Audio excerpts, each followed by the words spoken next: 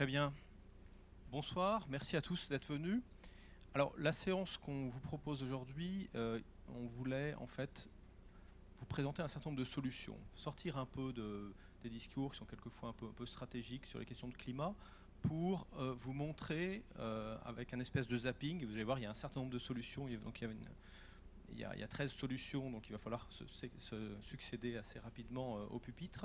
Vous présenter un certain nombre de choses qui fonctionnent déjà aujourd'hui, qui sont des solutions efficaces. Donc ça, les différentes entreprises présentes ici vont vous les détailler. Et surtout, ils vont vous expliquer un peu en quoi, qu'est-ce qui pourrait faire que ces solutions se développent davantage. Et pour commenter et rapprocher en fait cette vision micro des entreprises avec la vision macroéconomique sur le climat, on a proposé à Didier Houssin et à Kumi Kitamori donc de commenter, d'être un peu le jury, mais ça, vous allez voir, ça va être un jury gentil sur ces solutions. Donc Didier Houssin est président d'IFP Énergie Nouvelle. Donc je le laisserai en une minute présenter IFP Énergie Nouvelle, mais c'est un établissement de recherche et qui est par ailleurs un propriétaire de brevets importants, donc ce n'est pas uniquement un centre de recherche. Et il était également avant responsable des politiques d'énergie durable et de technologie à l'Agence internationale pour l'énergie. Kumi Kitamori, elle est aujourd'hui chef du service croissance verte à l'OCDE. Donc je la laisserai également peut-être se présenter. Peut-être Didier, si tu veux rajouter un mot. Non, merci de l'invitation. Je trouve que c'est intéressant effectivement de passer du très général. Moi, j'étais jusqu'à il y a 6 mois en charge des technologies nouvelles, la transition énergétique à l'AIE. Donc, c'était une vision à la fois une vision mondiale et puis une vision sur toutes les technologies. Donc, on a parfois l'impression d'être un peu beaucoup dans la modélisation très globale, dans un peu le stratosphérique, et là d'avoir une approche plus micro sur des projets concrets qui contribuent à la transition énergétique. Je trouve que c'est une approche intéressante. Bon, IFPEN, c'était historiquement l'Institut français du pétrole. C'est de plus en plus orienté sur des sujets liés à la transition énergétique. D'abord la mobilité durable, aussi la diversification énergétique, et puis le stockage de l'énergie, toute une série de thématiques qui viennent compléter nos métiers traditionnels. J'en dirais pas plus aujourd'hui, mais effectivement l'intérêt, c'est que c'est un organisme de recherche qui cherche à valoriser, c'est-à-dire à déboucher sur des activités concrètes, et qui travaille beaucoup aussi avec les PME, avec une activité PME dans le domaine de l'énergie et de l'environnement qui est de plus en plus important. Voilà. Merci. Kumi. Bonjour, je m'excuse pour parler en anglais because my French is so-so. Thank you for having me, Vincent. I'm very happy to be here to listen directly from many of the solution providers directly. At the OECD, we usually tend to have policy dialogue with policymakers from member governments. So for me, this is a very different experience to be listening to people from companies and inventors directly. So I'm very looking forward to the presentations that are coming. Just a couple of words on what we do at the OECD. Green Growth Strategy has been established since about 4 or 5 years ago by OECD member governments, finance and economy ministers as a priority topic going forward. Not only to address the environmental implications for economic growth, but also to look at the green solution as a possible source of new economic growth. And if you think about it, this was adopted back in 2011 in the aftermath of the global financial and economic crisis. So there was a lot of hope back then from economy and finance ministers to see this as a potential source of new growth, new engine. So I'm looking forward to listening to all the more practical and concrete examples. Merci beaucoup. Je vous propose qu'on attaque directement donc avec Clark Energy qui va nous parler d'énergie produite à partir de biomasse. Oui, bonjour à tous. Bonjour à tous. Ça marche pas. Merci beaucoup. Bonjour à tous. Donc, je me présente, Jérôme Charmant, Société Clark Energy. Je suis donc responsable du marché biogaz de méthanisation. Donc, Clark Energy est une société qui vend, qui installe et qui maintient des unités de valorisation de gaz, donc également de biogaz. donc grâce à deux principales solutions qui sont les moteurs à gaz. Donc en l'occurrence, nous commercialisons les moteurs GE Jan Barer, et la deuxième solution qui est les membranes de purification en vue de purifier le biogaz en biométhane. Donc moi je vais vous présenter bien évidemment la solution de cogénération issue du biogaz de méthanisation de déchets fermentescibles, donc déchets organiques, les déchets que vous jetez au quotidien, les déchets agricoles, les déchets issus de l'industrie agroalimentaire. Donc aujourd'hui, pour faire un état des lieux, les déchets, comme vous le savez, souvent sont en cycle ouvert. Donc les déchets, on les jette, on les met dans des trous. Ils ne sont pas forcément valorisés. Non valorisés d'un point de vue énergétique. Parce que comme vous le savez, peut-être ou peut-être pas, les déchets, lorsqu'ils se dégradent, rejettent du CO2, rejettent du méthane, donc un fort polluant à gaz à effet de serre. Et dans un même temps, ces déchets, on perd tout leur pouvoir agronomique, c'est-à-dire tous les minéraux, toute la qualité carbonée dont ont besoin les sols sont perdus. Alors aujourd'hui, il existe une solution qui est très peu développée en France et pour laquelle aujourd'hui on a de sérieux freins. Donc c'est la méthanisation. Donc c'est en gros mettre donc des déchets dans des digesteurs qui vont donc privés d'oxygène, vont pouvoir faire un biogaz et donc du méthane. Donc le biogaz c'est constitué à 60% de méthane et à 40% de CO2. Et ce méthane, ce biogaz, on va pouvoir le consommer dans les moteurs qui sont donc prévus, conçus pour pouvoir valoriser cette énergie. Donc d'un côté, on a des déchets qui ne sont pas valorisés, donc avec des polluants qui vont dans l'atmosphère, et d'un autre côté, des déchets qui peuvent être valorisés grâce à des moteurs. Donc ces moteurs de cogénération, donc c'est la production simultanée de deux énergies, l'électricité d'un côté, la chaleur de l'autre. Donc l'électricité va pouvoir être rejetée sur les réseaux, donc on va pouvoir faire du soutien de réseau de façon décentralisée, c'est-à-dire qu'au lieu d'avoir des grosses centrales thermiques ou nucléaires à un endroit où on va distribuer, on va pouvoir implanter ces moteurs au cœur des territoires et on va pouvoir en fait supporter et soutenir les réseaux au plus proche de la consommation. Donc ça c'est pour la partie électrique. Et la partie chaleur, on va pouvoir l'utiliser en chauffant des bâtiments, en chauffant des écoles, des piscines, et notamment en chauffant le reste des déchets qui ont été passés dans le digesteur, où on va pouvoir concentrer en fait les nutriments, les minéraux et la qualité carbonée de ces déchets pour pouvoir les réutiliser ensuite dans les champs. Donc c'est-à-dire que là on est vraiment dans un cycle fermé. On va pouvoir donc effectivement réutiliser donc toutes les qualités agronomiques pour lesquelles donc on a déjà tiré de l'énergie, et en plus on va pouvoir les remettre dans les sols et non plus aller chercher des minéraux qu'on va habituellement chercher dans les mines. Voilà. Donc au travers des solutions comme celle-ci, en fait, on se rend compte que on est en circuit fermé, on est vraiment dans une économie circulaire. On n'est plus donc effectivement à creuser des trous pour enterrer des déchets, pour tirer de l'énergie fossile ou pour tirer des minéraux dont on a besoin pour nos sols. Voilà. Donc c'est en ça que cette solution, à mon sens, est à développer. Alors j'ai un message à faire passer, et c'est dommage, on n'a pas suffisamment d'intervenants politiques, c'est qu'aujourd'hui cette solution, elle est donc évidemment extraordinaire, à mon sens. En revanche, on a énormément de freins au développement de cette solution. Aujourd'hui, très clairement, la rémunération de l'énergie ne se base que sur l'électricité. Et à quelque part, on ne rémunère absolument pas l'aspect agronomique, l'apport agronomique de ces solutions. Et donc, moi, le message que j'ai à faire passer, c'est aujourd'hui, si on veut réellement développer ça, si la COP21 a de vraies ambitions, j'aimerais, et je pense qu'il y a toute la filière qui souhaiterait qu'il y ait des véritables moyens et des vrais tarifs qui aident à développer cette solution. Merci. Merci beaucoup.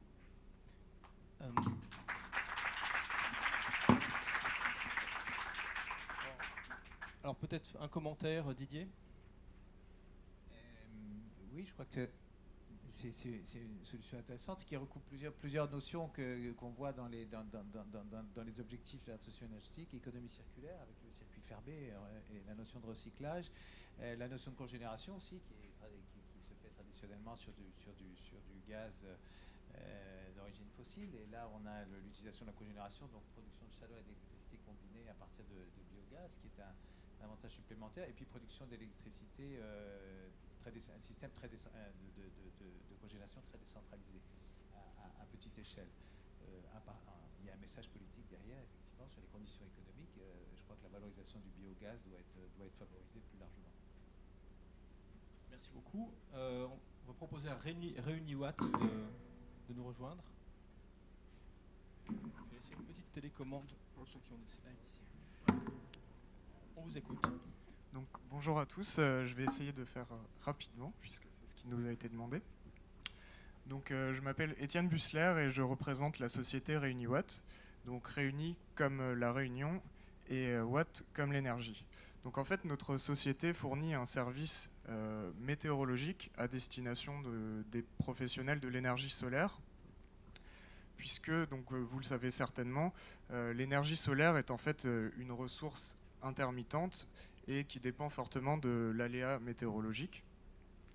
Donc nous, on fournit, notre but, c'est vraiment de mettre une expertise météorologique et des technologies de l'information et de la communication au service des professionnels de la météo, des professionnels de l'énergie, pardon. Vous pouvez lancer la vidéo, s'il vous plaît. Voilà. Donc on met des services. Bon, tant pis, on va faire ça. On met des services météo au service des professionnels de l'énergie. Et donc, on a été créé à l'île de la Réunion, donc une petite île où le solaire en fait a déjà une part très importante du mix énergétique et où des chutes de production peuvent entraîner des conséquences assez importantes sur le réseau, et donc il faut éviter des baisses de la fréquence et des problèmes sur le réseau. Donc pour ça, on a développé des outils assez innovants qui mélangent donc de l'observation spatiale de la Terre via des satellites, de la prévision numérique du temps et également des caméras au sol. Et donc nos services s'adressent aux différents acteurs de la chaîne de valeur de l'énergie, donc que ce soit les producteurs pour optimiser donc leur production, piloter éventuellement des centrales solaires et stockage. Donc on a déjà des cas d'utilisation en particulier à La Réunion. Et puis dans des sites isolés aussi, on a des applications pour optimiser le couplage solaire avec des groupes diesel. C'est également une solution très intéressante à l'échelle d'un réseau, puisque donc elle permet aux gestionnaires de réseau d'assurer la sécurité d'approvisionnement et elle permet également de mieux valoriser cette électricité d'origine solaire sur les marchés de l'énergie, en particulier donc les marchés spot. Donc voilà un petit peu pour cette solution. Elle est disponible dès à présent pour le monde entier, et donc voilà, c'est une solution aussi qui est encore en recherche.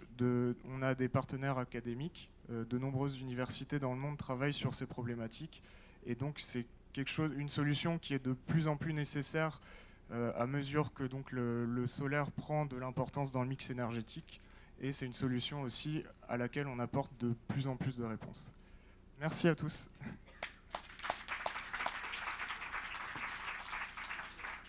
Merci beaucoup. Koumi, une réaction? Yes, thank you very much for the very interesting presentation.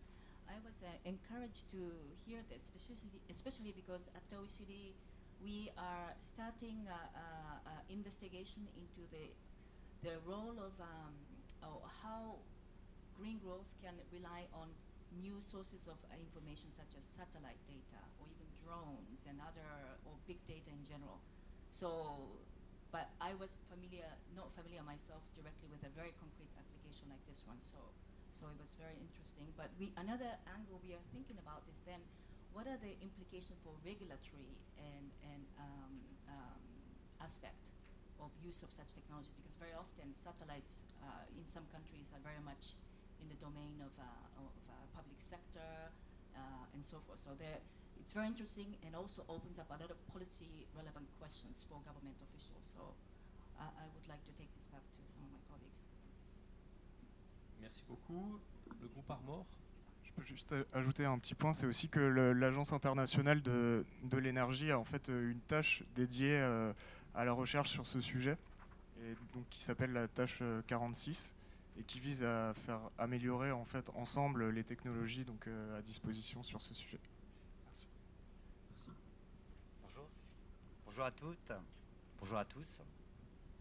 Voilà, je suis François Barrault, je suis le responsable marketing et business développement de la nouvelle activité Armor Sustainable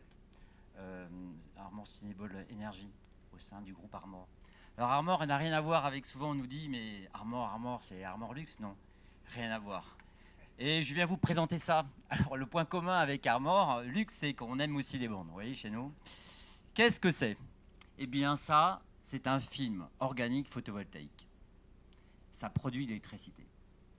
Le métier d'Armor depuis 90 ans, c'est de fabriquer des encres pour les technologies d'impression. Et notre direction, il y a quelques années, s'est posé la question comment pérenniser notre savoir-faire industriel.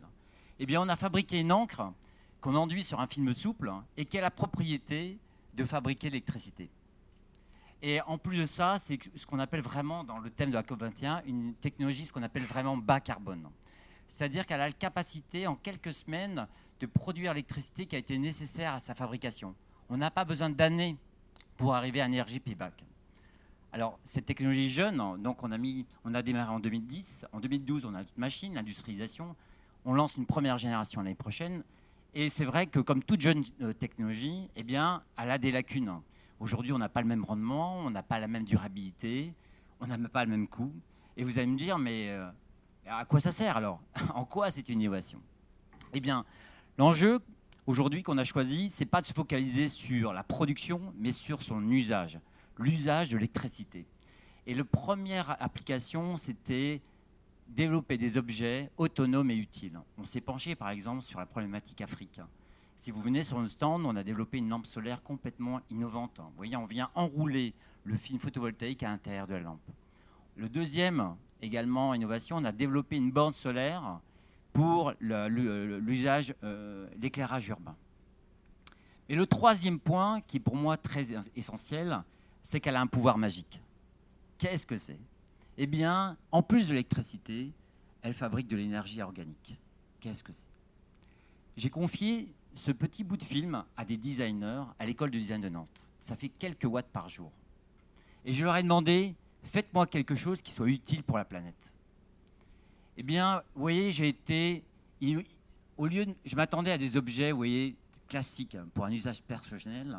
Et en final, ils m'ont fait des objets qui nous permettent de changer notre comportement. Eh bien, et d'un seul coup, l'énergie que l'on avait en soi était bien plus valorisante que la quantité d'énergie qu'on pouvait produire.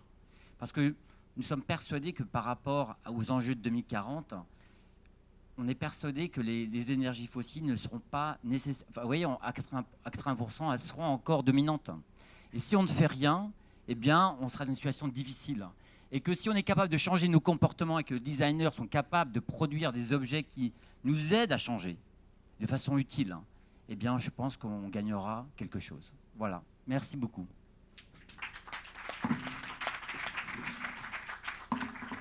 Merci beaucoup et merci d'avoir remplacé le PowerPoint classique par un film. Ça, c'est une vraie innovation. Je crois que Didier voulait réagir. Oui, merci. Je crois que merci pour la présentation. Le message était très clair. Bon, c'est une technologie là qui est extrêmement innovante, effectivement. L'éclairage autonome avec des applications pour les zones isolées, les zones insulaires qui peuvent être intéressantes. Je crois que ça fait le lien aussi avec les possibilités d'avoir une autonomie sur les systèmes de télécommunication pendant un certain temps. Donc, moi, je crois que vous avez bien montré, c'est le lien avec la prise de conscience sur l'usage de l'énergie et sur l'usage de l'électricité. Et de façon globale, c'est quelque chose qui nous a toujours frappé à l'AIE, c'est que c'est souvent dans les pays où il y a une prise de conscience de la problématique énergétique globale et de la nécessité d'aller vers des énergies nouvelles, qui avaient une meilleure prise de conscience de la nécessité d'économiser l'énergie et de changer les comportements. Donc je crois que c'est une technologie qui est très innovante, qui doit encore certainement trouver son marché, mais qui fait très bien le lien justement avec la prise de conscience au niveau du consommateur, du citoyen sur et sur les nécessités de mieux utiliser l'énergie. Merci.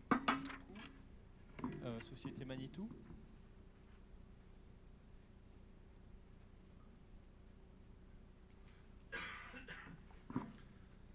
Oui, bonjour mesdames, bonjour messieurs. Donc Michel Denis, je dirige le groupe Manitou. Manitou, on est le leader mondial de la manutention tout terrain. Donc on conçoit, on développe, on conçoit, on produit et on distribue de par le monde des matériels des machines à destination de la construction, de l'agriculture et de l'industrie. Beaucoup de gens nous demandaient d'ailleurs dans le salon, mais pourquoi vous êtes ici? Alors justement, pourquoi on est dans ce salon? Parce que on a développé un programme au travers de on a une démarche RSE très développée chez Manitou, en ligne avec notre stratégie, et on a développé un programme Reduce qui a pour objectif d'accompagner tous les utilisateurs de machines dans la réduction de leur impact carbone et du coup dans la baisse de leur coût total de possession. Il faut savoir qu'une machine Manitou, 90% de l'impact carbone sur la totalité du cycle de vie de la machine, c'est la consommation de carburant. Et cette consommation de carburant représente 30% du coût total de possession. Donc on peut faire des choses qui soient utiles pour les utilisateurs et qui soient en plus économiques et en limitant l'impact carbone de nos machines. Oui, parce qu'aujourd'hui, on consomme du gasoil. On est une entreprise de l'Ouest, donc j'espère que bientôt, on aura des machines qui seront tapissées avec Armor, mais encore aujourd'hui, elles consomment du carburant, donc on va d'abord s'attacher à les réduire. Alors, on a développé Reduce. C'est quoi Reduce, ça a été la volonté de mesurer les consommations. Il faut savoir que dans nos métiers, ce n'est absolument pas obligatoire. Il n'y a aucune obligation de quoi que ce soit. Vous pouvez vendre des machines dans tous ces métiers-là, en dehors de la voiture, vendre des machines qui consomment n'importe quoi, qui sont surconsommatrices. Aucune réglementation, aucune normalisation. Nous, on a voulu mesurer, donc on va prendre le taureau par les cornes. On mesure. On va fiabiliser. Hein, on a fait normaliser, enfin on a fait valider nos cycles de tests par des cycles normés et validés par l'UTAC. C'est des vraies consommations, je dis ça pour l'actualité. Donc nous, on est parti sur des vraies consommations avec des cycles normalisés. On a décidé d'informer nos clients. Donc aujourd'hui, si vous regardez une machine Manitou, il y a la consommation qui est affichée dessus. On est les seuls au monde, on est le premier au monde à afficher notre consommation et vous savez ce que vous allez consommer, quel va être votre impact carbone, votre empreinte carbone pour votre bilan carbone et pour votre bilan financier. On est les seuls à le faire. Accompagner nos clients parce qu'on peut aller beaucoup plus loin que juste avoir des machines qui consomment le moins possible, mais c'est aussi faire apprendre l'éco-conduite. On a un simulateur, il est ici sur le stand pour ceux qui veulent passer. On a un simulateur, on a des conseils d'utilisation, etc. pour accompagner nos clients. Et enfin, améliorer la conception, c'est que cette volonté nous fait, nous, complètement travailler différemment. C'est que nos ingénieurs, à la conception d'une machine, tous les choix ne sont plus que des choix techniques, c'est des choix qui sont basés justement sur cette empreinte carbone, sur le coût total de possession. Et bien évidemment, ce n'est pas toujours le composant le moins cher, ce n'est pas toujours le composant le plus fiable. C'est des compromis qu'il faut faire et on les fait maintenant dans une approche totalement différente. Ça donne des résultats. Alors les résultats, c'est 20% d'écart de consommation avec l'ensemble des produits concurrents. Donc en coût total de possession, ça change complètement notre approche commerciale. C'est un site internet sur lequel que vous allez directement au Parc Manitou. Vous pouvez mesurer la consommation, faire des analyses par rapport aux concurrents sur le type de machine que vous avez. C'est des innovations parce que du coup toutes les équipes d'ingénieurs sont mobilisées là-dessus. On a été les premiers maintenant à mettre du stop and go sur nos machines, à faire une hybridation qui est encore lui en stade de prototype. Le stop and go est vendu et c'est l'ensemble de Manitou qui bouge vers ses clients pour une réduction de l'impact carbone de nos machines. Donc ça a été un programme ambitieux qui donne de très bons résultats. Et puis si j'ai un message à passer, et si on peut accompagner cela, faisons en sorte que petit à petit les pouvoirs politiques et économiques comprennent que obliger, normaliser la consommation pour être sûr que les gens ne fassent pas n'importe quoi est un élément important. Donc allons vers des normes, allons vers un affichage et une obligation pour que tout le monde fasse des efforts dans ce sens-là. Merci.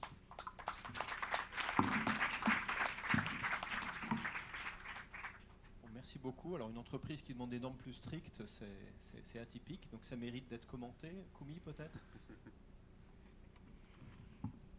Yeah, sure. Thank you. This goes to show that information is a very important and powerful tool.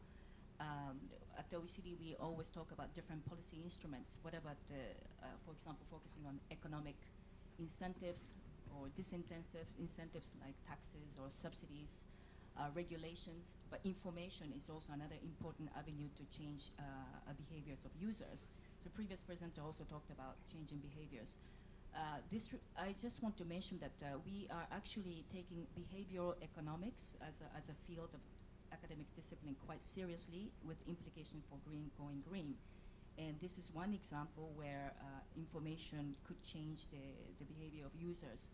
And the OECD is actually launching a new research project with the World Bank, exactly to look at the role of understanding the behavioral economics for the green objectives. So thank you for the very concrete example of that.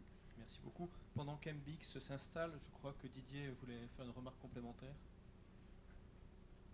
Non, juste, c'est pour dire que c'est un bon exemple. C'est l'information, mais c'est en fait quelque chose d'assez simple. C'est ce qui est frappant dans la consommation d'électricité, par exemple, c'est qu'on n'a aucune idée de ce que ça coûte. Même dans l'utilisation des voitures, non, vous mettez l'air conditionné, ça vous fait consommer beaucoup plus d'essence, personne ne le sait. Donc on fait des choses extrêmement sophistiquées et il y a des instruments d'information simples qui ne sont pas donnés aux consommateurs. Donc il ne faut pas s'étonner après que les comportements ne changent pas. Et je trouve que là, c'était un bon exemple très concret qui responsabilise finalement l'utilisateur. Merci. À vous. Donc merci pour la transition, puisque MBX, on travaille sur le pilotage énergétique à l'échelle du quartier. Donc pilotage énergétique, c'est beaucoup savoir fournir la bonne information. Alors un écoquartier, c'est tout sauf de l'énergie au départ. Un écoquartier, c'est un lieu où on achète un appartement, une maison pour vivre mieux. Nous, on s'est dit que si dans ces écoquartiers, on pouvait piloter au mieux, gérer au mieux cette énergie, on ferait un pas de plus. On s'est dit aussi que pour gérer au mieux cette énergie, on allait devoir se faire parler des gens qui finalement n'ont pas forcément l'habitude de parler entre eux. Des aménageurs, des architectes, des énergéticiens. Et très vite, on s'est aussi rendu compte qu'on avait intégré des gens du numérique. Donc c'est ça qu'on a essayé à l'échelle d'une start-up, MBX. Donc il y a deux parents raisonnablement connus, le groupe Bouygues et le groupe Alstom. On a essayé de trouver des solutions numériques pour piloter de l'énergie. Alors en essayant d'être très concret, qu'est-ce que ça veut dire piloter de l'énergie? Ça veut dire par exemple que si vous avez un chauffe-eau solaire, il est plus efficace de démarrer le chauffe-eau au moment où vous avez du photovoltaïque qui produit sur votre écoquartier que n'importe quand. Il est plus pertinent de démarrer son véhicule électrique au moment où vous avez de la production photovoltaïque. De la même façon, vous pouvez vouloir retarder le démarrage d'une pompe à chaleur ou l'apport électrique d'une pompe à chaleur pour trouver un moment où le réseau électrique est dans une situation plus favorable. Donc faire tout ça, ça veut dire créer du lien. Alors un écoquartier, finalement, on vous parle de créer du lien. Alors nous, on crée des liens un peu spéciaux, on crée des liens entre les objets. Parce que pour que tous ces éléments communiquent, on parlait tout à l'heure de prévision photovoltaïque, pour que tous ces systèmes d'information communiquent entre eux, il faut remonter ces données. Donc remonter ces données, pour utiliser des termes à la mode, c'est du big data. Alors nous, on traite le big data pas tellement finalement pour le volume de données, parce que le volume de données est important, mais somme toute pas si important que ça. Par contre, les données avec lesquelles on va travailler sont des données très hétérogènes. Donc c'est toutes ces données-là qu'on va mettre en relation pour être capable de prendre des décisions, les décisions que j'ai indiquées tout à l'heure, c'est-à-dire retarder par exemple une recharge de véhicule électrique à un moment donné. C'est tout ça qui va permettre d'optimiser cette énergie, c'est tout ça qui va permettre aussi de faire que cette énergie soit consommée localement.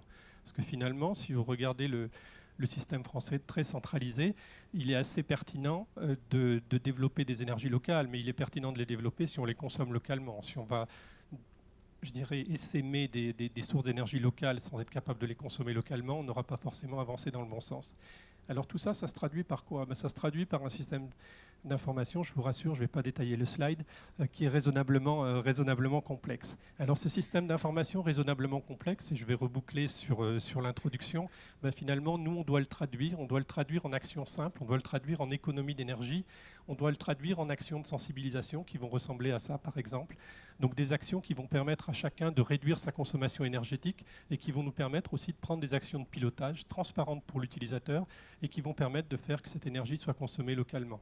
En un mot et un chiffre, pour ne pas vous abreuver de chiffres, l'enjeu il est à peu près connu. L'investissement sur le réseau électrique en France, aujourd'hui 5 milliards d'euros. Si on regarde les prévisions, 7 milliards d'euros. Les chiffres de l'OFGEM, on n'a pas les mêmes chiffres du régulateur français qui est un peu discret sur le sujet, mais les chiffres de l'OFGEM, le régulateur anglais, indiquent que ces technologies, c'est 20% d'économie sur l'investissement réseau.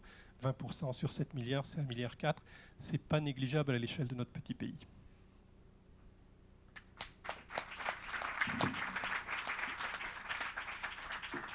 Merci beaucoup. Je crois que l'agence avait travaillé sur les smart grids. Oui, là encore sur ce sujet, merci. C'est montre bien l'importance de l'information et de mettre à disposition des citoyens, puis aussi des décideurs d'éléments d'information un peu globalisés au niveau du quartier ou de la ville, aussi bien sur la production et la consommation d'énergie. À l'agence, on travaille sur un rapport Énergie Technologie Perspective en 2016 qui est axé sur le rôle des villes dans la transition énergétique. Et un des points sur lesquels on butait, c'est qu'on manquait énormément d'informations. Parce que tout ce qui est décision de politique énergétique, c'est très lié à la souveraineté, c'est très lié à l'échelon national. Et quand on regarde ce qui se passe en termes de transition énergétique, la vraie innovation se passe au niveau des villes ou des quartiers. Donc je crois que c'est un bon exemple, et ça qui pose un problème au niveau global, c'est justement de faire le lien et d'arriver à remonter un peu plus de ce qui se passe au niveau du quartier et de la ville, et aussi d'intégrer les différentes dimensions, parce que souvent la vision de la politique énergétique, c'est le secteur transport, le secteur de l'urbanisme et du logement, le secteur du chauffage, et là, avec un échelon plus local, vous arrivez à bien intégrer ces différentes dimensions. On voit par exemple le développement du véhicule électrique, qu'il faut vraiment intégrer toutes ces données, donc c'est vraiment intéressant. Merci Didier. Merci. On va passer donc de la ville à l'économie circulaire avec Innoveox. Merci.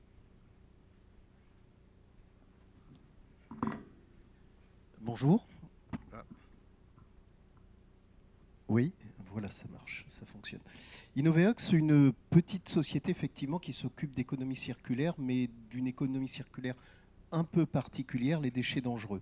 C'est un enjeu mondial, 477 millions de tonnes à la surface de la planète, c'est 60 kilos ou 65 kilos plutôt par habitant.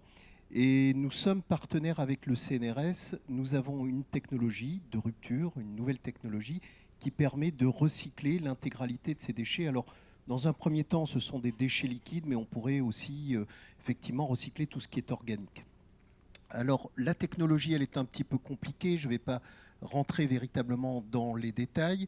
Nous utilisons l'oxydation hydrothermale supercritique, c'est-à-dire un autre état de l'eau que nous trouvons à partir de 374 degrés avec une pression de 221 bars. Et dans ces conditions, toute la partie toxique va se mélanger à l'infini dans l'eau. Et nous avons un partenariat avec un groupe qui s'appelle Air Liquide. Nous injectons de l'oxygène. Et c'est cette oxydation qui va détruire en moins d'une minute toute la partie toxique. On parle des polluants, mais également jusqu'aux micropolluants. Ce qui fait qu'à la sortie, quand nous avons 1 tonne de déchets dangereux, nous allons nous retrouver avec 1 mètre cube d'eau propre. On recycle la totalité de l'eau. Et évidemment, on va récupérer aussi une énergie positive, environ 1 mégawattheure. Alors 1 mégawattheure d'énergie positive, c'est les besoins d'environ 1000 foyers en électricité, ou éventuellement 2 hectares de panneaux photovoltaïques. Donc à la sortie, de l'énergie, de l'eau, et également la possibilité de récupérer la totalité des métaux. Ça fait beaucoup de sens quand ce sont des métaux stratégiques que l'on peut évidemment recycler. Ces déchets, aujourd'hui, on en fait quoi? Il y a 2 solutions. L'enfouissement, je ne sais pas si on peut parler d'une solution, et puis autrement l'incinération. Mais incinérer des déchets liquides, ça demande d'autres problèmes. Il faut rajouter des poudres de charbon, il faut rajouter du fioul pour arriver à les détruire. Et aujourd'hui, nous, notre technologie, au-delà du fait que ça soit rapide, qu'on peut les traiter directement sur place, qu'on évite le transport de ces déchets dangereux, eh bien, nous pouvons également ne pas émettre de gaz dangereux, c'est-à-dire il n'y a pas de NOx, il n'y a pas de SOx comme avec l'incinération. Donc un bienfait pour la planète, mais sur une problématique importante, les déchets dangereux. Voilà, merci.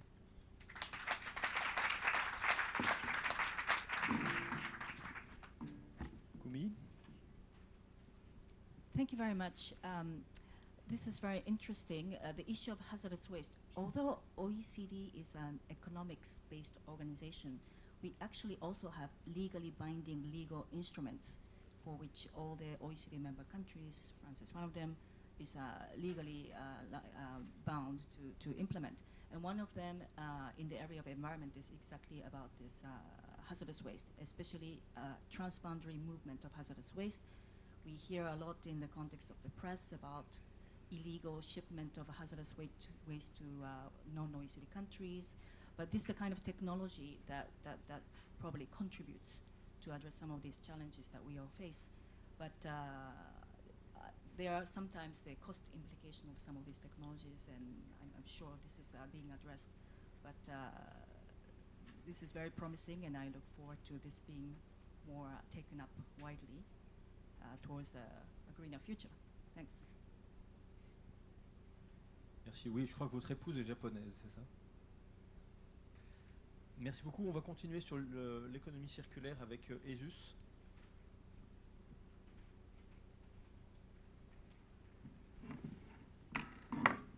Bonjour à tous.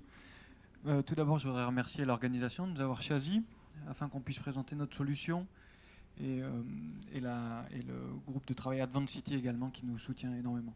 Alors, je me présente, je m'appelle Emmanuel Cazeneuve, je suis un des cofondateurs de la société ESUS et aujourd'hui son directeur général. Alors, ESUS va vous présenter le produit Soldating. Ça fait 7 ans qu'on existe et nous, notre solution, c'est une solution de mise en relation entre des gens qui ont besoin d'évacuer de la terre et des gens qui ont besoin de recevoir de la terre. Une grande partie de depuis 7 ans qu'on existe, on travaille tout d'abord sur la terre polluée. On a travaillé beaucoup sur la terre polluée. Et donc, on mettait en relation les gens qui avaient de la terre polluée et des centres de traitement en y associant une logistique. Et puis, il y a 2 ans, certains de nos clients nous ont dit « c'est bien de s'occuper de la terre polluée, mais vous savez que la terre non polluée, ça représente 100 fois plus de volume, plus de 250 millions de tonnes en France. Et c'est vraiment ça le gros problème qu'on a et qu'on aura à l'avenir. Je voudrais pas. Le Grand Paris arrive, ça va être plus de 50 millions de tonnes qui vont arriver juste sur l'île de France. Et on va donc avoir des problèmes de stockage. Et donc, notre solution Soldating, c'est une plateforme d'échange de terres non polluées des matériaux de construction. En fait, l'idée, c'est de réutiliser les déchets du BTP grâce à une solution web et mobile géolocalisée qui va permettre aux différents acteurs, donc à quelqu'un qui veut évacuer de la terre avec une personne qui considère que cette terre est un produit, on va les mettre en relation et ils vont pouvoir échanger. Une des grandes valeurs ajoutées également, c'est que Soldating se charge de la traçabilité. Alors c'est quoi la traçabilité de la terre? C'est de vérifier que les sites sont compatibles entre eux et surtout d'assurer la traçabilité des déchets de leur point de départ à leur point d'arrivée, ce qui va pouvoir permettre un socle commun d'échange, ce qui est extrêmement important pour redonner de la confiance dans les différents acteurs. Il me reste 1 minute, c'est ça? Mince. Bon, je vais durer un peu plus de temps alors. Alors pourquoi il faudrait choisir Soldating? Je vous l'ai dit, de toute manière, en 2020, en Ile-de-France, il n'y aura plus de place pour des installations de stockage. Le PREDEC, des plans régionaux, même nationaux prévoient, et même européens prévoient de revaloriser, voire réutiliser 70% des matériaux. Aujourd'hui, on en est à peine à 30%. Le deuxième impact extrêmement important, c'est le transport. Si vous transportez moins loin, c'est basique, vous allez avoir moins besoin de transport et donc on pourra économiser du carbone. Mais on est surtout une solution pionnière parce que nous, notre ambition, c'est d'accompagner le BTP, surtout les travaux publics, à rentrer dans l'économie circulaire, ce qu'on peut considérer comme la 3e révolution industrielle. Et ça répond en plus aux objectifs du sommet sur la COP21. En parlant du COP21, je ne sais pas si vous savez, le sable et les matériaux de construction, c'est quand même la matière noble qui rentre dans la composition du béton armé. Le béton armé, c'est tout ce qui est les maisons, les autoroutes, les centrales nucléaires. Et le sable, c'est quand même la 2e matière première après l'eau, la plus utilisée dans le monde, mais avant le pétrole. Et ce n'est pas une énergie renouvelable, enfin, c'est même pas une matière première renouvelable. Et donc, il y a une urgence de vraiment faire rentrer la réutilisation dans nos pratiques. C'est pour ça qu'on a le plaisir, l'honneur d'organiser le 30 novembre la journée nationale du sable, le premier jour de la COP21. Et cette journée, c'est vraiment l'idée de fédérer les professionnels du secteur autour de la problématique commune et surtout de sensibiliser les maîtres d'ouvrage publics et privés qui sont les plus gros consommateurs, bien sûr, de ce sable. Et c'est à eux de montrer l'exemple et de montrer que les pratiques doivent changer. Une petite conclusion, comme ça, il me reste vraiment 10 secondes. Soldating, c'est vraiment le contrat gagnant-gagnant pour nos clients qu'on a déjà. Des grands groupes du BTP nous suivent depuis maintenant 6 mois, mais également tout un tas de PME. Donc c'est vraiment un contrat gagnant-gagnant pour nos clients et le climat. Et c'est surtout une solution made in France à une problématique mondiale. Merci.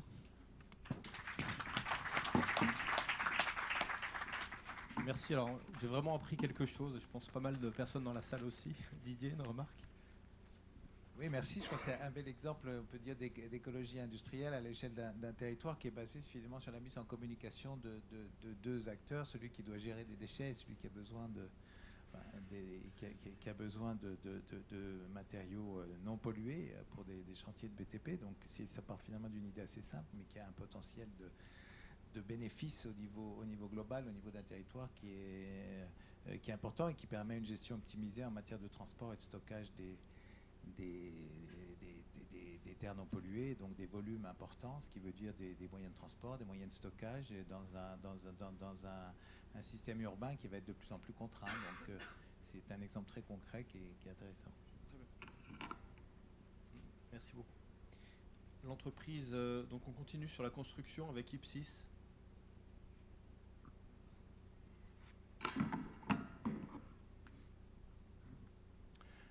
Eh bien, bonjour, bonsoir à toutes et à tous. Je me présente en quelques mots, je suis Jean-Pierre Morin, je suis un des cofondateurs d'Ipsys, qui est une start-up qui a été créée il y a maintenant 1 an et qui propose des solutions. On parlait d'économie circulaire, donc on est typiquement aussi dans ce registre-là, avec notamment un aspect sur les constructions durables et la transition énergétique.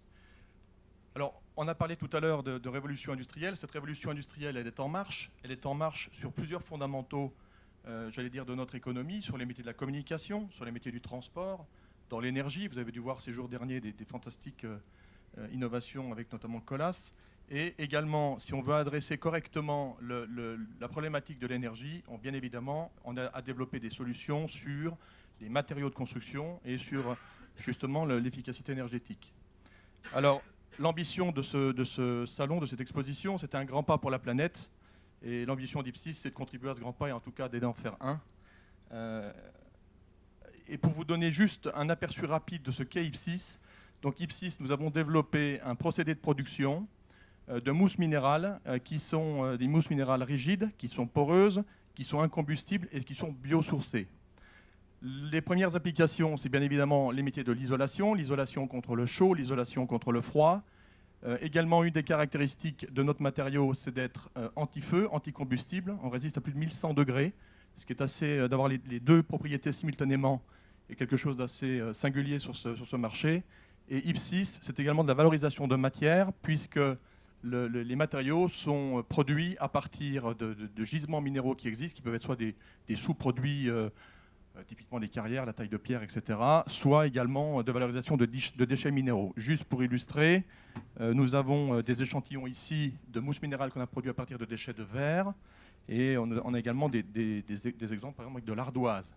On a développé déjà avec des briques, on a développé avec tout un tas de sous-produits que des industriels viennent nous apporter pour qu'on essaie de trouver avec eux des solutions d'économie circulaire pour éviter de produire du déchet. Alors cette mousse, vous voyez ici, c'est une mousse avec une porosité ouverte. Et j'allais dire, c'est un procédé qui est extrêmement simple, qui s'inspire des procédés qui viennent de l'agroalimentaire. On travaille à froid. On n'a pas de procédé, j'allais dire, très consommateur d'énergie. Et donc, un des conséquences de ce procédé, c'est d'être d'abord très peu capitalistique. On n'a pas besoin de gros moyens pour produire, donc on peut être local, on va s'ancrer près des gisements, et donc on va entrer dans une économie qui va être à la fois solidaire et circulaire.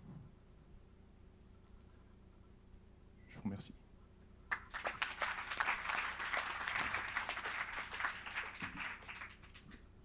Merci beaucoup. On a tous envie d'aller toucher les briques de mousse. Je pense qu'on le fera après la séance. Koumi, une réaction? Thank you. This is a very interesting solution that ticks many boxes, along with some others that we heard already. It's not just about energy efficiency, but it's also reusing materials, minimizing waste from other sources, and it's truly an example of circular economy, closing the loop. So this is very interesting. I wonder if, I suppose your technology is protected by patent. Yes. Yeah. And this goes back to some of the analysis that some of the OECD economists are doing, the whole question of the innovative activities, the startup, the initial investment into the innovation, whether there was any public support, was there any picking of particular technology by government entity. This brings a lot of questions into my mind, but maybe another occasion we can have more dialogue. Thanks. Thank you very much. Merci. L'entreprise Cola, donc dans l'infrastructure.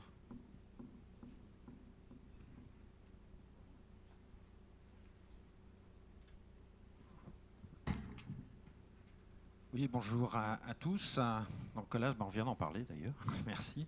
Vous l'avez peut-être vu sur le stand. Donc Colas, c'est une filiale du groupe Bouygues, qui est la filiale infrastructure de mobilité du groupe, qui est présente dans 50 pays, 60 000 collaborateurs sur les 5 continents, principalement sur les infrastructures routières, les infrastructures ferroviaires et également maritimes et portuaires. Nous venons de lancer une innovation. On avait choisi le premier jour de World Efficiency. Je crois que ça nous a réussi parce qu'on a eu un petit peu de presse quand même sur l'opération. Donc l'idée était simple, mais assez difficile à réaliser. C'était d'assembler deux technologies, une technologie routière d'une part, et puis la technologie du photovoltaïque, et d'essayer d'associer les deux tout simplement pour pouvoir utiliser la route comme un support à un film ou à des dalles photovoltaïques. Donc les routes, vous savez, elles sont à plat, elles regardent quasiment tout le temps le ciel, sauf lorsqu'un véhicule passe, et en dehors des bouchons, on a quand même beaucoup de disponibilité, donc une capacité à recevoir au travers de ces films photovoltaïques de la lumière et donc de la transformer en énergie électrique. Le point délicat, et qui nous a valu quelques brevets que l'on a pris conjointement avec l'INES, donc l'Institut national de l'énergie solaire, ça a été de rendre possible la circulation sur ces films photovoltaïques. C'est du polycristallin, donc hyper friable. Et avec une succession de couches, on a réussi à faire un complexe qui fait 7 mm d'épaisseur, donc vous voyez, c'est très fin, que l'on peut poser donc directement sur la route. On le colle sur la chaussée et on branche le câble à la sortie et on produit de l'énergie. On a fait passer des poids lourds dessus, de toutes sortes de véhicules. Il a fallu bien sûr conserver l'efficacité d'une chaussée, c'est-à-dire lui garder son adhérence pour qu'on ne provoque pas d'accident, lui garder sa tenue dans le temps. Donc on a fait passer des tests à 1 million de passages de roues de poids lourds, des essieux de 13 tonnes dessus, pour bien vérifier qu'on tenait dans le temps. Et puis en même temps vérifier que l'on produisait bien de l'énergie. Alors ce que l'on produit, avec 20 mètres carrés, on produit l'équivalent du besoin d'un foyer moyen. Autre ordre de grandeur, 1000 mètres de route équipée, c'est l'éclairage d'une ville de 5000 habitants. Qui est totalement couvert par la production énergétique de cette chaussée. Voilà, les domaines d'emploi principaux, on essaye de se rapprocher bien sûr du lieu de consommation, donc ça va être à proximité des gros besoins, ça peut être un aéroport, ça peut être un centre commercial, une industrie, mais bien sûr également en ville, où on peut mettre le procédé aussi bien sur une route que sur un trottoir, sur une place, etc. Et donc là, on va essayer d'être en circuit le plus court possible, et donc de fournir cette énergie sur le lieu, de produire cette énergie sur le lieu de consommation. Et puis deuxième possibilité, c'est bien sûr dans des zones isolées où là on peut produire aussi localement sans être obligé de tirer des lignes pour alimenter ces régions. Développement, on part maintenant pour développer ce procédé, donc au travers d'applications spécifiques que l'on va mener dans un premier temps à l'échelon national, parce que ça nous permettra de mieux les suivre, et puis tout de suite dans la foulée, c'est-à-dire dès l'année prochaine, il ne reste que quelques mois, le faire à l'international. Voilà.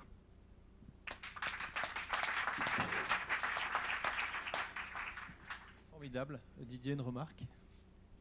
Oui, il y a eu pas mal de presse sur cette innovation, parce qu'effectivement, c'est C'est surprenant comme idée, mais en même temps intéressant. D'abord, ce qui est rassurant, c'est qu'on voit qu'il n'y a pas que les PME qui innovent. Quelquefois, les grands groupes et les grands organismes de recherche comme INES peuvent aussi déboucher sur des innovations susceptibles d'être industrialisées. Il faudra que là, j'imagine que enfin, vous en avez parlé un peu à la fin, savoir quelle niche d'application. J'imagine qu'on ne va pas couvrir les autoroutes européenne par cette solution-là. Et puis mon dernier point, c'est que ça illustre un des problèmes du photovoltaïque, c'est la question de l'espace. On se rend compte que les grandes fermes photovoltaïques, ça ne marche pas absolument partout. Et la question de l'implantation dans l'espace des panneaux photovoltaïques est un sujet intéressant. Et ça me rappelle une innovation sur laquelle on a travaillé à IFPEN, qui est avec une petite boîte qui s'appelle Ciel et Terre, qui consiste à installer des panneaux voltaïques sur des plans d'eau et qu'on développe actuellement au Japon. Donc cette question de l'espace, il y a une rareté de l'espace photovoltaïque, c'est un angle différent, un peu surprenant, mais grâce aux compétences de Colas, mais qui peut ouvrir des débouchés intéressants. Ouais, vous avez tout à fait raison, et notamment au niveau, je disais tout à l'heure, le domaine d'emploi sur l'urbain. C'est effectivement l'urbain, la surface, le foncier est cher, le foncier est rare. Et le gros avantage, c'est qu'effectivement, on va pouvoir utiliser un foncier qui est déjà occupé. C'est clair. Merci beaucoup. Je pense que ça montre aussi que quand on a les bons signaux économiques, on trouve souvent des solutions là où personne ne les imaginait. Donc on a aussi pas mal de possibilités probablement d'avoir une transition climatique qui coûte moins cher que prévu, parce qu'il y a des tas d'idées de ce type-là qui vont apparaître qu'on n'avait pas forcément imaginé. Merci beaucoup. On va passer de la terre à l'air avec Environnement SA qui va nous parler de qualité de l'air, justement.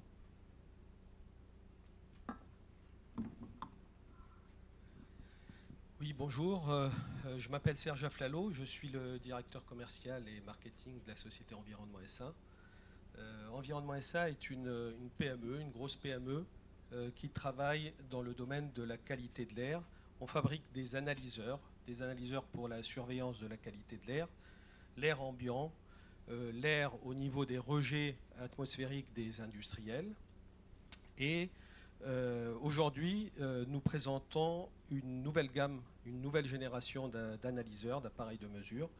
Comme vous le savez, les analyseurs, ce sont des appareils qui sont consommateurs d'énergie et qui sont également dotés de plusieurs organes qui vont devoir être au fil des années recyclés, voire rejetés dans la nature.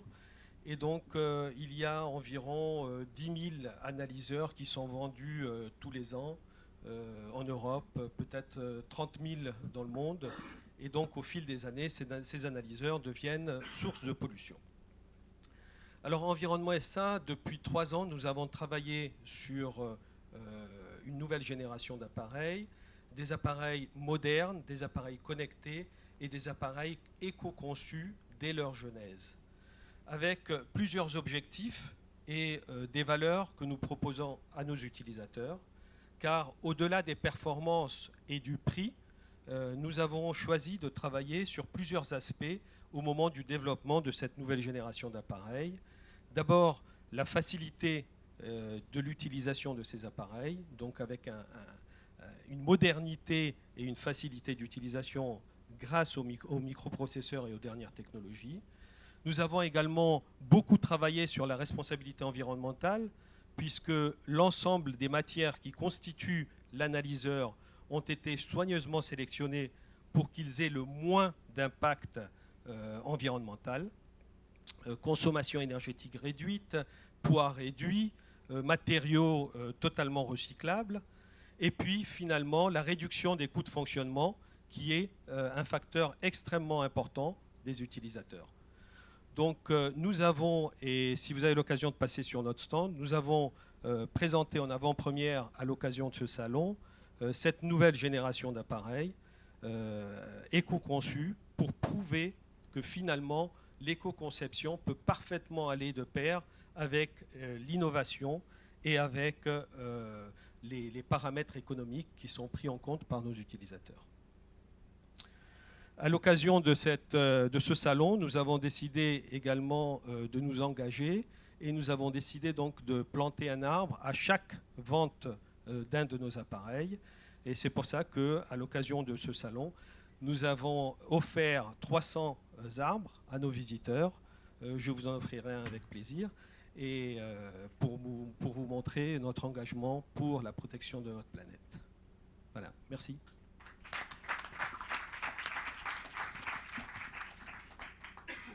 Merci. Alors, je ne sais pas si on pourra planter l'arbre dans la terre recyclée qui nous a été présentée tout à l'heure, mais on peut en discuter après. Koumi, une remarque peut-être?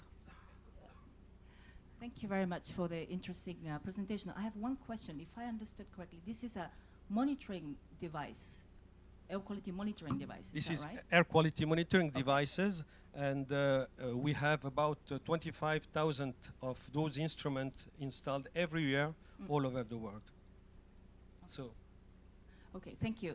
No, I needed the clarification because sometimes my English and French things get lost. No, this is very pertinent because where in the OECD we have been having a lot of debate on, of course, if you don't have proper information, nobody can even begin to devise policies. But there's a big debate on the discrepancies between increasing reliance on the satellite data for air quality monitoring versus air quality data from above versus the real actual data based on monitoring along the line of the devices that you described. So this is an interesting debate to follow. And then I mentioned earlier that we are right now looking increasingly at the use of newer, more unconventional use of data sources. But this reminds me of another joint project that we have with the Chinese colleagues where we are looking at the use of, for example, they have all the observation towers throughout China, but they're trying to double them as a mobile telephone technology to connect all the data. I'm not sure, I'm not an engineer, I'm not sure of the link, but are you working domestically or you? We are working worldwide. Our main activity is worldwide. We are doing 95% of our production outside France. And we do have a small startup working on those very micro devices that are going to be the future devices. So what I presented is the conventional air quality analyzers, and we have our startup working on these micro devices. Thank you. Just to finish, when we talk about environmental green subject, the world is very much focused, rightly so, about climate change and greenhouse gas emissions, but we cannot forget the conventional air pollutants, which actually have a very severe health impacts, as we know from countries like China. So, thank you for your contribution. Merci beaucoup. On va passer donc là au Big Data avec Vertigo qui va nous présenter sa solution.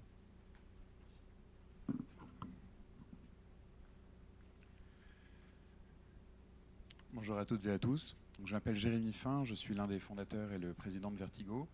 Donc, chez Vertigo, on a fait un constat certainement partagé que les bilans des entreprises présentent tout sauf le plus important, à savoir les hommes et leur réputation. C'était une phrase d'Henry Ford. Et on a décidé d'en faire un business. Donc on est un acteur du numérique au service d'une meilleure valorisation des données environnementales, sociales, économiques, sociétales et de gouvernance. Donc on fait partie d'un... voilà, je vais le faire sans la présentation pour l'instant. On fait partie d'un groupe qui s'appelle ASAP, donc qui est un écosystème d'acteurs du numérique au service de la révolution digitale des entreprises.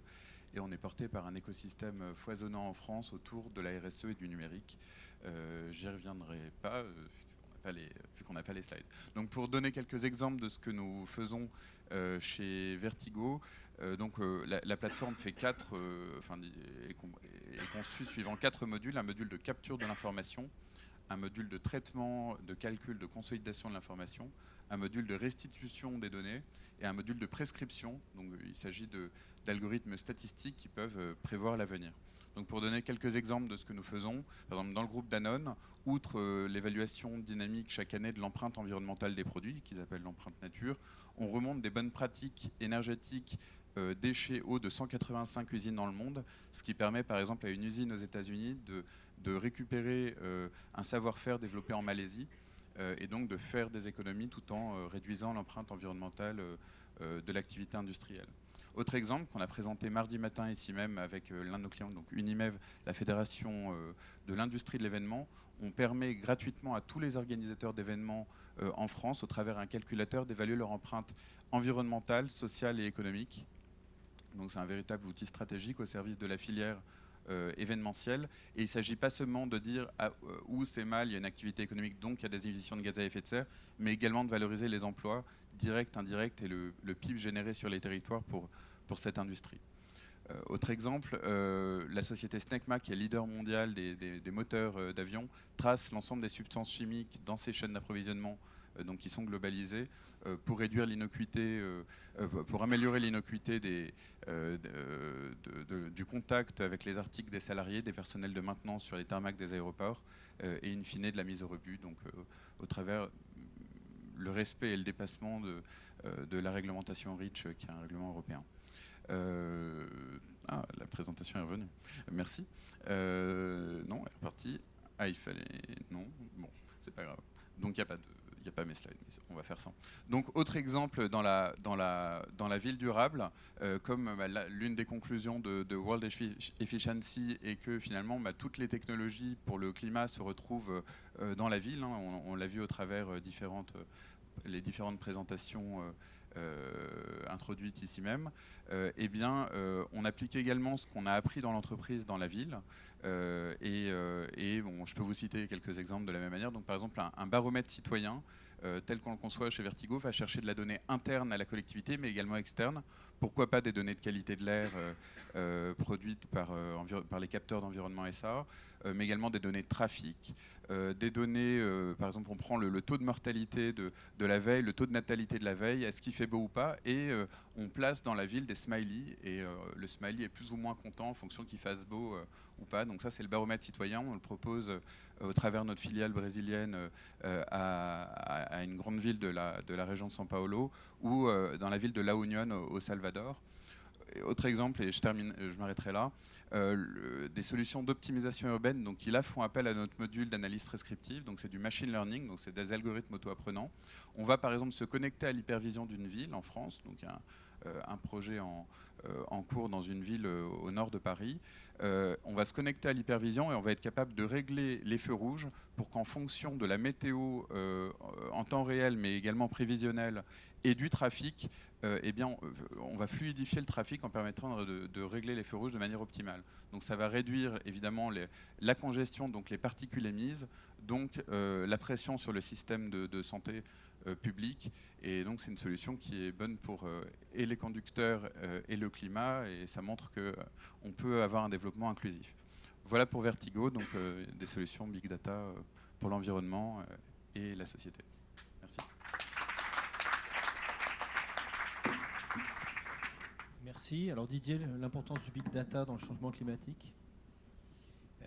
C'est intéressant d'avoir un exemple justement comment le big data peut être utilisé pour mettre en place des outils d'estimation de l'empreinte environnementale de grands projets en utilisant des solutions du type software as a service, logiciels ouverts qui peuvent utiliser le big data pour des solutions finalement très locales et permettent d'avoir des techniques d'estimation de l'impact environnemental des grands projets de façon assez décentralisée. Donc je trouve que c'est un exemple d'application très intéressant.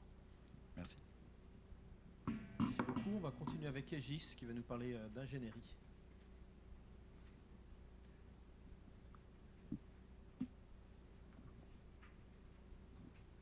Bonjour à tous, donc Martine Joraillon, je suis directrice du développement durable du groupe Aegis. Aegis est une société d'ingénierie dans le domaine de la construction et du transport. Donc en tant qu'ingénieur, notre raison d'être, c'est de donner vie à des projets, et notamment, entre autres, à des projets urbains. Notre métier, c'est un métier de concepteur et également d'assemblier.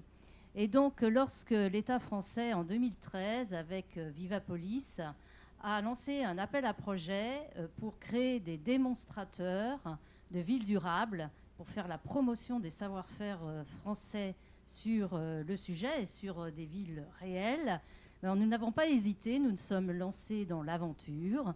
Nous ne sommes pas lancés tout seuls, on s'est associé avec des partenaires, donc avec nos partenaires Engie et Eiffage, et en partageant une vision de ce qu'était pour nous la ville durable.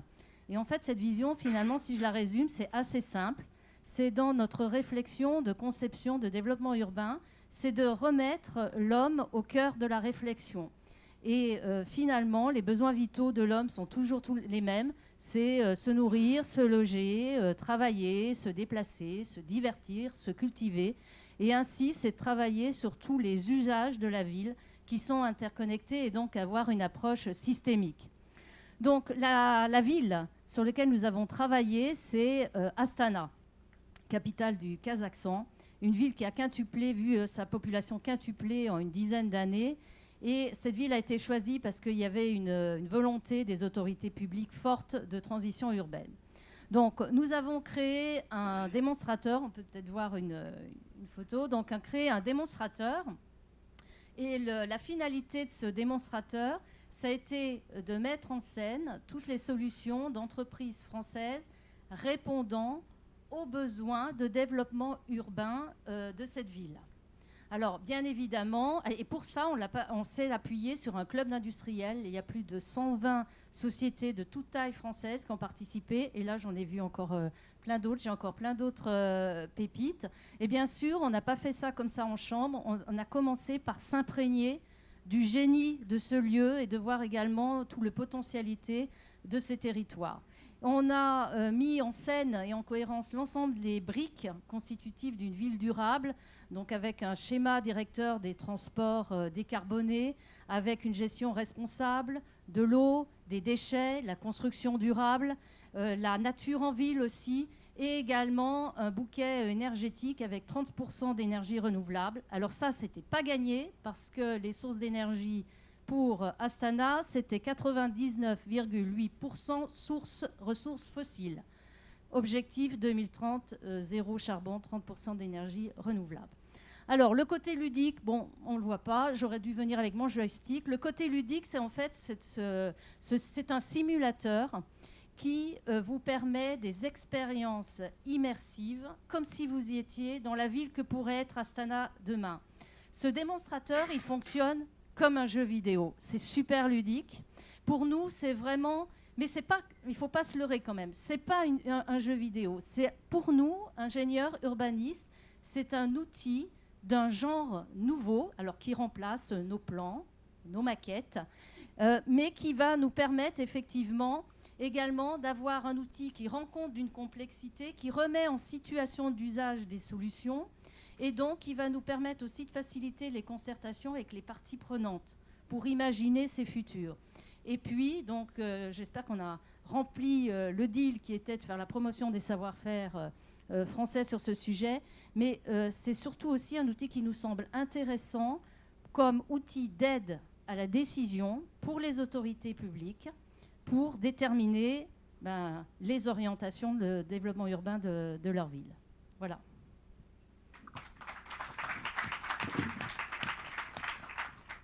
Merci beaucoup et désolé pour le contretemps technique. Koumi, peut-être une réaction sur la ville durable? Yeah, thank you very much. I'm very encouraged to hear about your all the activities in Kazakhstan because personally I happen to have just inherited a whole team that's working at the OECD to promote green economy and green growth in Central Asian region, Kazakhstan included. We just concluded an agreement with the Kazakh government to try to do a couple of projects, but you are well ahead of us, so I'm sure we have a lot to learn. But Kazakhstan is an interesting country because it's, as you pointed out, it's a country heavily dependent on fossil energy for a lion's share of its public budget and also export income. And then for them to set up a 30% renewables target, that's quite remarkable. So I'll be watching very curiously with a lot of attention. Thanks.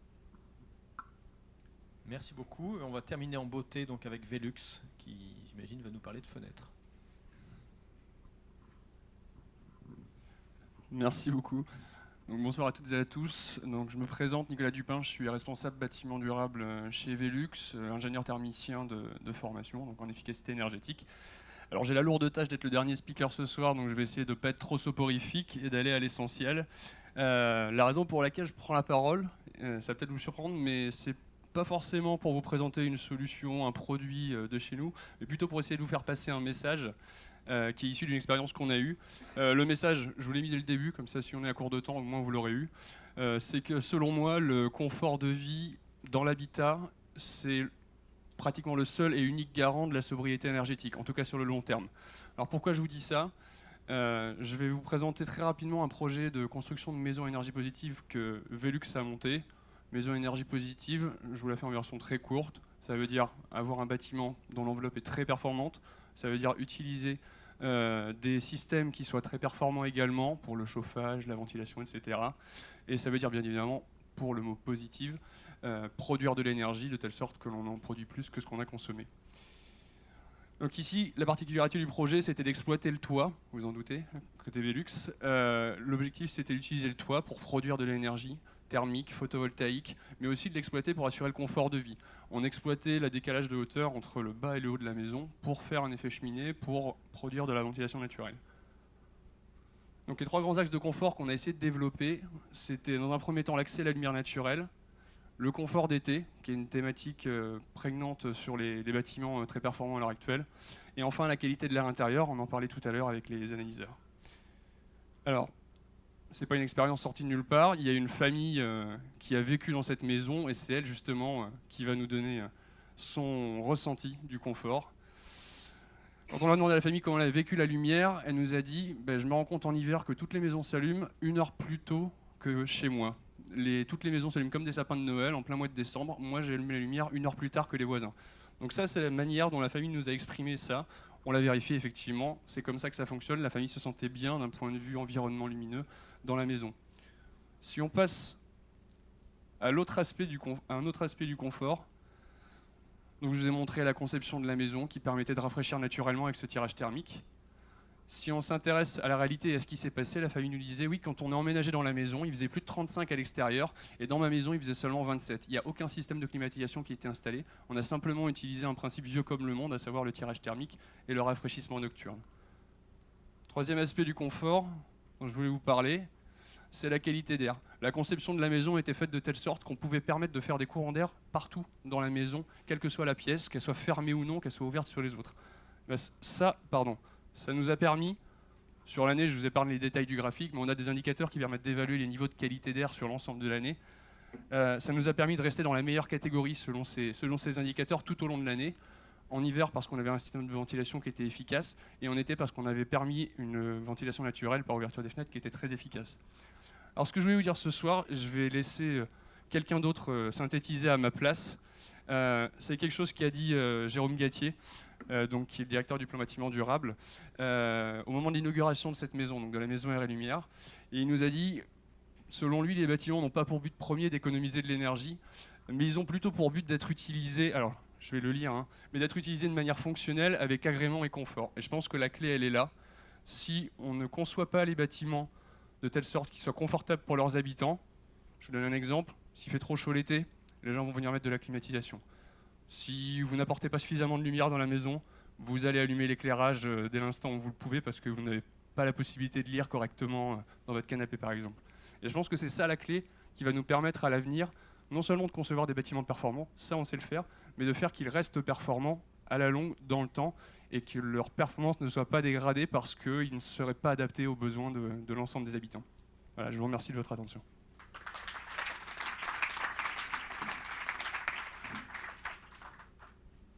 Merci beaucoup. Donc c'était la dernière intervention. Je vais peut-être proposer à Didier de réagir et puis de faire un mot de conclusion et puis ensuite à Koumi. Oui, merci pour la présentation. Je crois que le message est assez séduisant. Effectivement, le confort comme garant de la sobriété à long terme.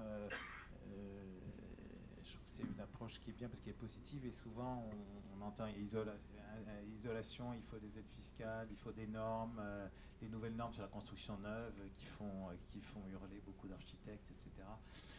Ou beaucoup d'utilisateurs, notamment sur les questions de la ventilation naturelle. Moi, j'ai beaucoup apprécié le commentaire, parce que quand on regarde, si on s'intéresse à l'architecture traditionnelle, on se rend compte qu'il y avait beaucoup de méthodes traditionnelles qui, justement, étaient adaptées aux climats locaux et qui fonctionnaient très bien. Donc, en fait, on a perdu un peu cette moment-là. Donc, j'ai l'impression que vous revenez on revient un peu à ce genre de notion, et notamment l'idée qu'on devait vivre dans des espaces complètement fermés avec une gestion informatisée de la ventilation. On se rend compte que sur longue période, ça ne marche pas, parce que les gens ne maintiennent pas les installations et que ça finit par être extrêmement cher. Donc voilà, moi j'ai trouvé ça très séduisant.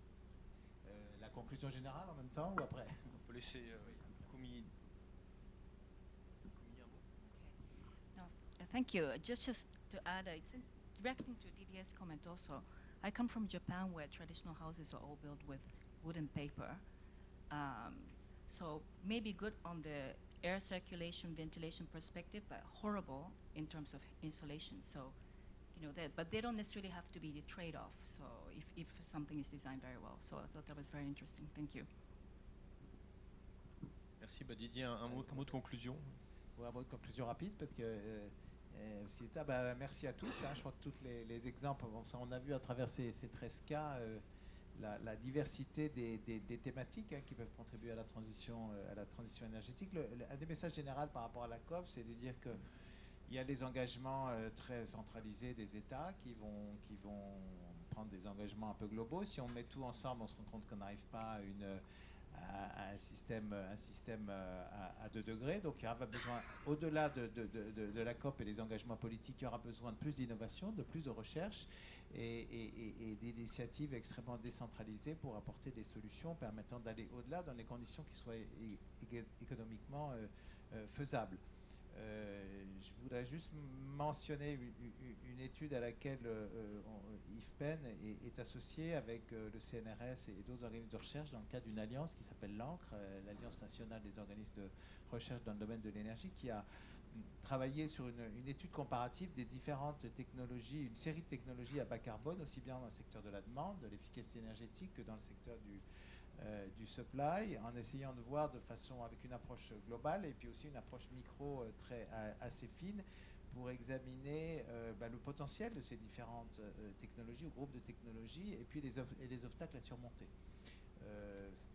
Donc c'est très complémentaire avec ce qu'on a entendu aujourd'hui, et je trouve que cette approche micro qui montre qu'en utilisant notamment beaucoup les technologies de l'information, on a eu beaucoup de choses qui tournaient autour de l'information, d'utilisation des données et de mise à disposition des données auprès des consommateurs. Donc on voit bien qu'on va dans un système qui est plus décentralisé au niveau de la production, au niveau de la consommation d'énergie, et qui passe par une responsabilisation des consommateurs et des citoyens. Merci. Merci beaucoup. Avant de laisser à Koumi la conclusion, je dirais proposer juste aux entreprises de rester 5 minutes, puisque Stéphanie, qui dirige le salon, nous a rejoint pour faire une photo de groupe avec toutes les solutions après la conclusion que je laisse à Koumi. Thank you. And thank you also for everybody's presentation, but also for Didier's last comment, because I couldn't agree more. It's very interesting to see very concrete examples of promising way forward.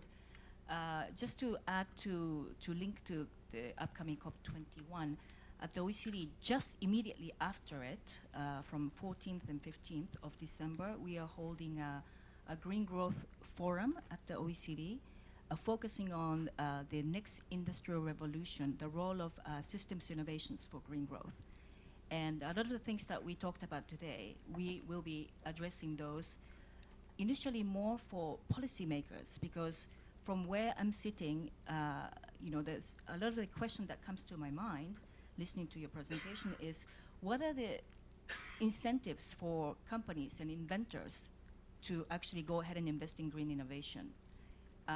Then we can talk about the intellectual property right regimes and so forth. And what is the role of government to make sure that this kind of policy environment is properly there, to make sure that there's incentive for private initiatives to go ahead?